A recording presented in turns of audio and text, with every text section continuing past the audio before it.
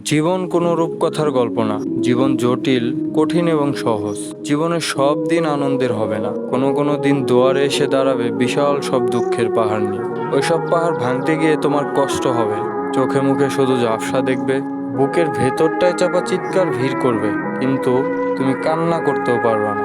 মরে যেতে ইচ্ছে হবে, চোখের ঘুম উড়ে যাবে, দুঃখ থেকে পালাতেও চাইবে কিন্তু পারবে না। দুঃখ কলার চেপে ধরবে।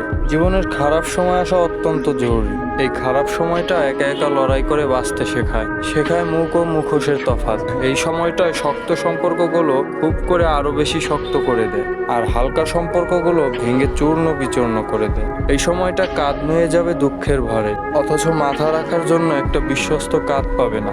দুই চোখ ভিজে যাবে অশ্রুতে, কিন্তু চোখের অশ্রু মুছে দেবার জন্য একজোড়া হাত পাবে না।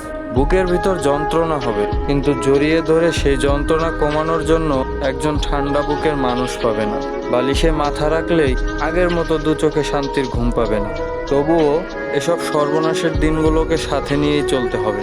ভিতরের সব ক্ষত গোপন রেখে সবার সঙ্গেই হাস্যোজ্জ্বল থাকতে হবে। সকালে ঘুম ভাঙলে অফিসে ছুটতে হবে, আয়নায় নিজেরে দেখে চুল ঠিক করতে হবে, নিজের মাথায় নিজেই হাত বুলিয়ে বোঝাইতে হবে তোমাকে বাঁচতে হবে নতুন কোনো ভোরের জন্য, যে ভোর হবে শুধু তোমার।